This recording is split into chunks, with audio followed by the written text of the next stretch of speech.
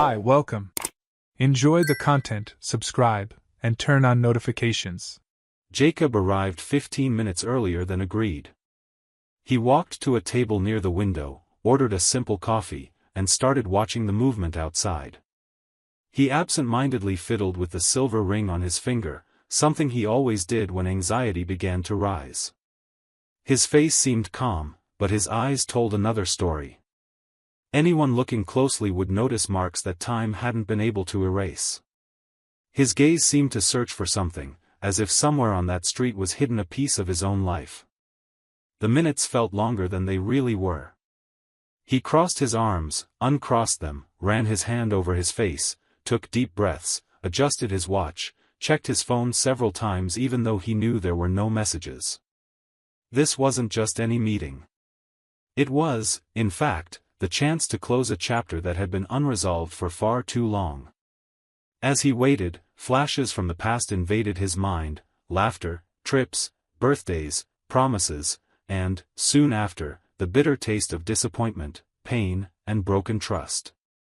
He tried to push those memories away, but they came back strongly, as if reminding him exactly of everything that brought him to this moment. When she appeared at the cafe door, he noticed even before looking directly at her. It was as if his body still knew how to recognize her presence, even after all this time. The way she walked, the way she held her bag on her shoulder, her hair tied up the way she always did when she was nervous. Jacob's heart raced, but his face remained expressionless. He pretended to look away but followed every step she took toward the table. When Sophie finally approached, he just gave a slight nod, signaling that she could sit down. Sophie pulled out the chair, adjusted her bag, and sat down with a heavy sigh. For a few seconds, both of them remained in absolute silence. It was as if an invisible wall stood between them, made of everything they had lived through, everything they had lost, everything that had been destroyed. They looked at each other, but at the same time, they seemed like two strangers who had the strange feeling of once having been everything to each other. Jacob held his coffee cup firmly, but he hadn't taken a sip since it arrived. Sophie kept her hands crossed on the table, squeezing her fingers as if fighting for the courage to say what needed to be said. She took a deep breath, adjusted the strap of her bag again, and with a low, almost hesitant voice, thanked him for accepting the meeting. She said she was there because she needed to talk, that she needed to get rid of a weight she'd been carrying for a long time. Her words came out slowly, as if each one was heavy before being spoken. Jacob remained silent, looking directly at her. His face didn't show anger, sadness, or even hope. It was as if he had learned to protect himself from any emotion this woman might provoke. The waiter approached, offering the menu, asking if they wanted anything else. Jacob waved his hand, indicating everything was fine. Sophie asked only for a glass of water.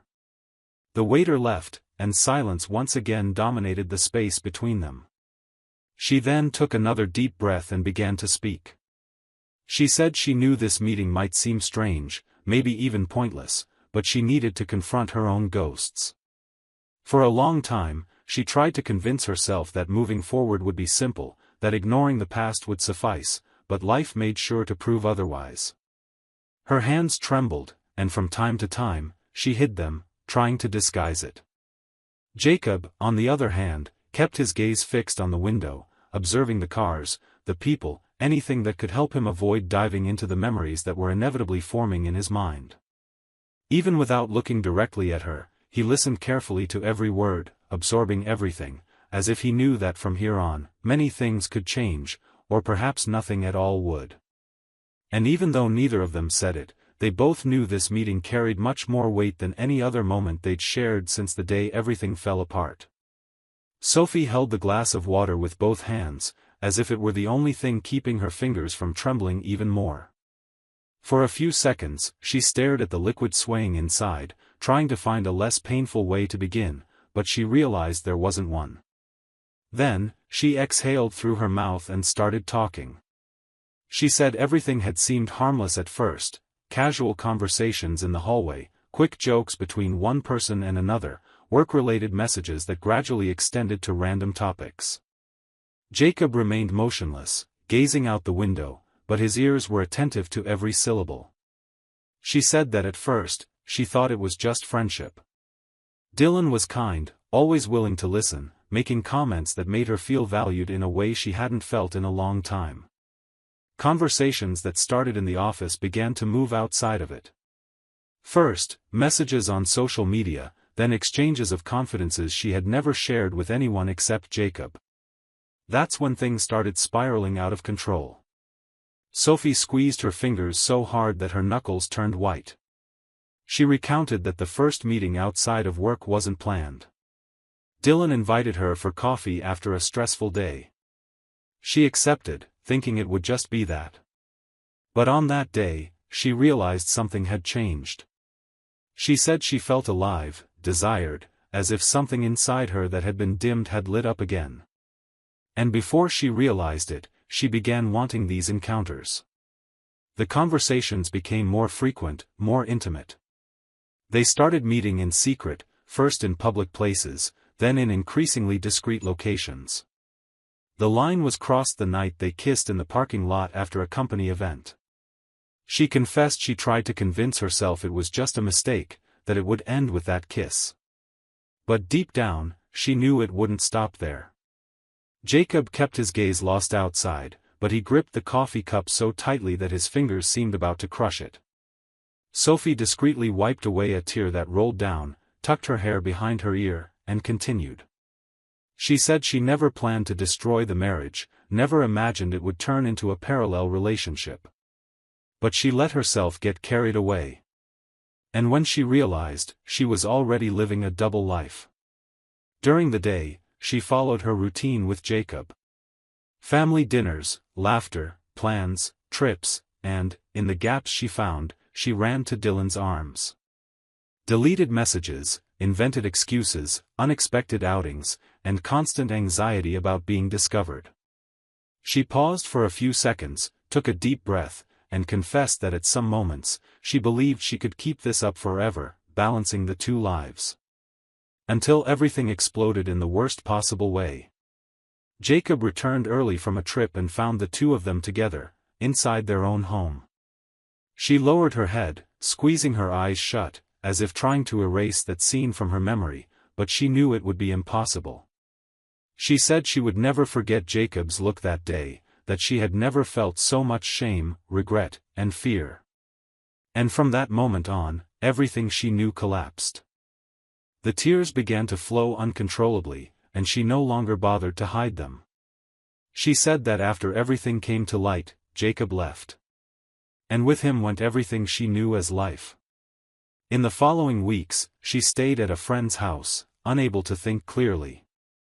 Every item in her suitcase seemed to remind her of what she had lost. Clothes, books, even a simple toothbrush seemed to carry too much weight.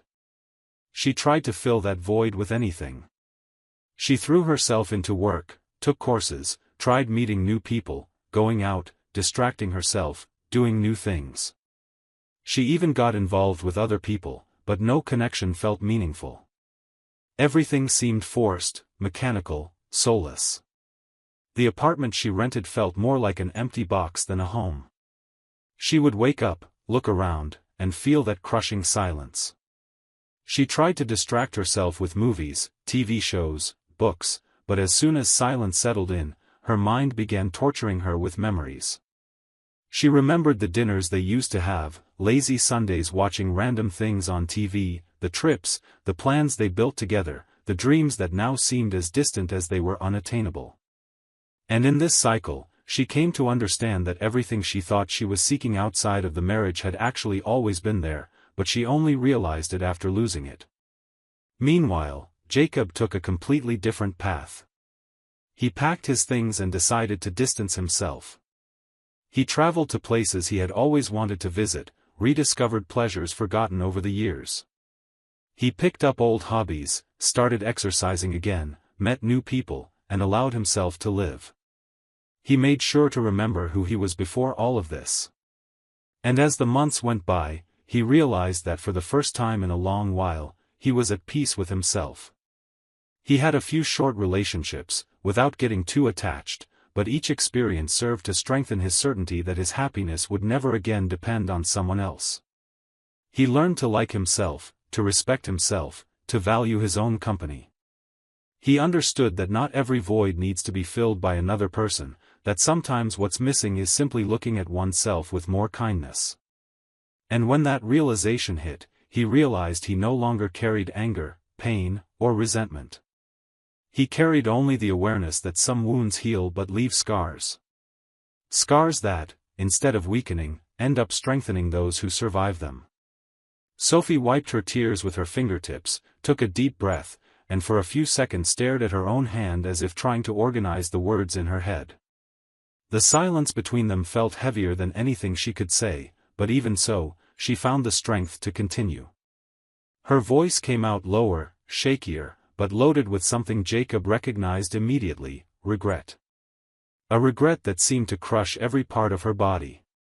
She looked directly into his eyes and said, as clearly as she could, that no matter how absurd it might sound, she never stopped loving him. She explained it took her too long to understand what truly mattered in life. She said that while she was living that illusion with Dylan, she thought she was searching for something new, something different, something to complete what, in her mind, was missing. But after losing everything, she realized that the void she tried to fill from the outside had always been inside her, and that Jacob had never been the problem. She said he had always been her safe harbor, her best friend, her love, and that she was the one who threw it all away without considering the consequences. Her hands trembled so much that she had to cross her arms to try to control herself. She admitted she spent months thinking about how to get a second chance, rehearsing 1,000 times what she would say if he agreed to this meeting. She said she didn't expect him to simply forget everything, that she didn't think it would be easy, but that even so, she had to try. Because if there was even a tiny chance of rebuilding everything, she couldn't let it slip away. She apologized in a way Jacob had never seen before. Each word seemed to hurt her more than it hurt him. She asked forgiveness for every lie, every betrayal, every night he spent unaware that he was being deceived.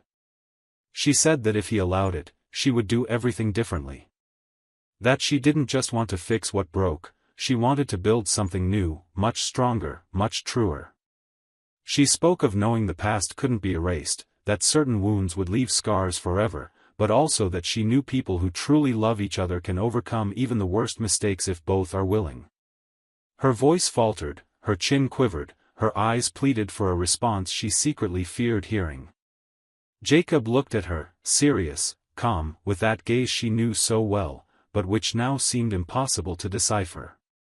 He stayed silent for a few seconds, breathing slowly, as if organizing his own emotions before speaking. When he began to speak, his voice came out firm, without wavering. He said he understood what she felt, that he believed her regret, that he could see she indeed carried a huge weight for everything that happened. He said she didn't need to apologize anymore because he had already learned to forgive. And he made it clear that the forgiveness wasn't for her, it was for him. Because he understood that holding on to bitterness is like poisoning yourself every day, hoping the other person will die. And he chose to heal, to free himself from what hurt him, to rebuild himself.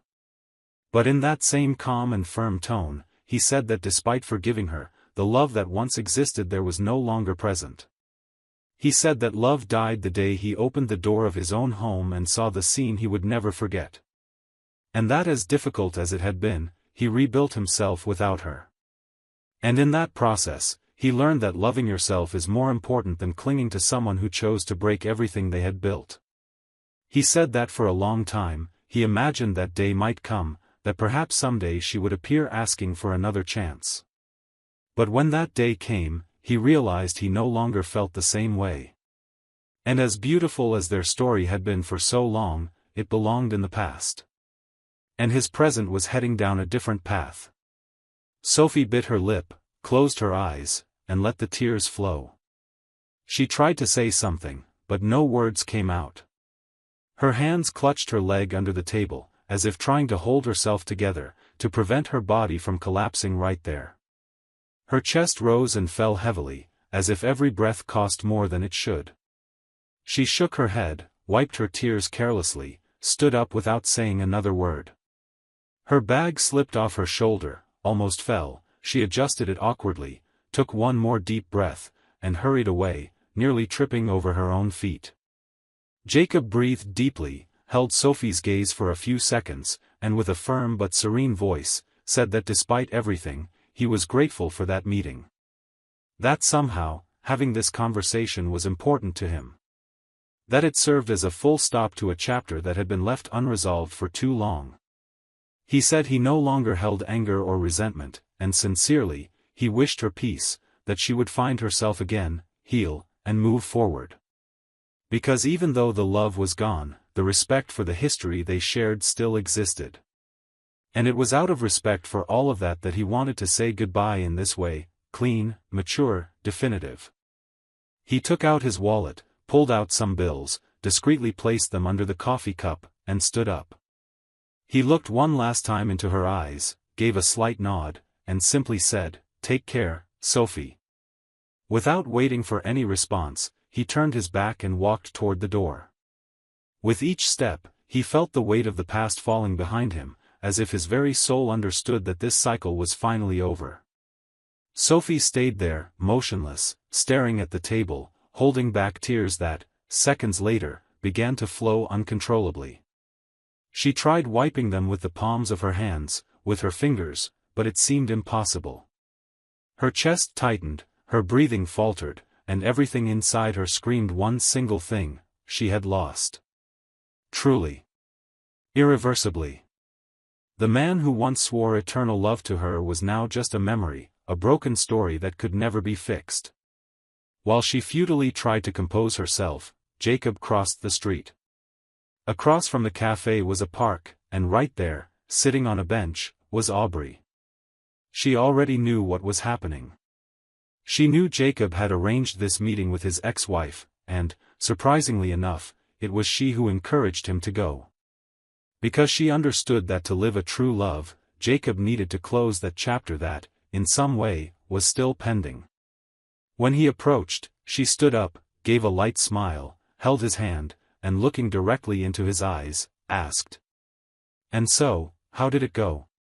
Jacob took a deep breath, looked around as if confirming that the past had stayed exactly where it should, and responded with a calm smile on his face. "It was great. Now I can turn that page of my life that was still open." Aubrey smiled, pulled him closer, and the two walked side by side through the park, hand in hand, talking about the present, their plans, the life they were building together. And at that moment, Jacob had one of the greatest certainties of his life: the past no longer had a place in his future. Meanwhile, across the street, Sophie continued to fight her own internal battle. After a few minutes of crying alone at the table, she dried her face as best she could, grabbed her bag, stood up, and left. She walked with her head down, her chest crushed, carrying the weight of the choices she made and the consequences she never imagined facing. She walked to her car, unlocked the doors with trembling hands, got in, slammed the door forcefully, and right there, she broke down again. The world seemed to collapse around her, and the pain felt greater than anything she had ever experienced in her life. And that's how that story ended. Each of them going their separate ways, living completely different realities. Jacob with a light heart, free, ready to live a new love, a new life. Sophie, carrying the consequences of having destroyed with her own hands everything that had once been the greatest gift life had given her. And from that day forward, they never saw each other again. Each became just a memory in the other's life, a memory that, although never forgotten, would never be enough to change the paths they each chose to follow. Thank you for watching the video. If you enjoyed it, don't forget to subscribe to the channel and turn on notifications so you won't miss any updates. See you next time.